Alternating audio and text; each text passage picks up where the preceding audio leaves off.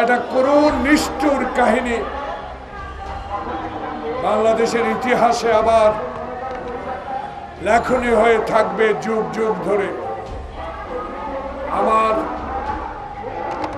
সন্তান আসিয়া এই নিষ্ঠুর পৃথিবী থেকে কয়েকজন জালেম অমানুষের হাতে নির্যাতিত হয়ে পৃথিবী থেকে বিদায় নিয়েছেন। হে আল্লাহ, তুমি এই ক্ষুদ্র বাচ্চাটিকে জন্ম দিয়েছিল,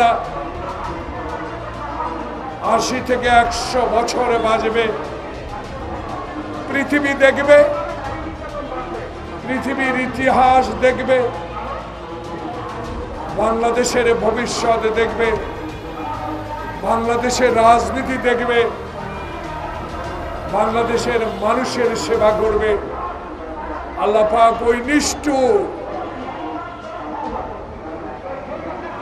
এই অজাতের নির্মম অত্যাচারে চিরদিনের জন্য বিদায় হয়ে গেল এবং এই সরকারকে অনতিবিলম্বে বিচারের আওতায় এনে দৃষ্টান্তমূলক শাস্তি প্রদানের দাবি জানাচ্ছি।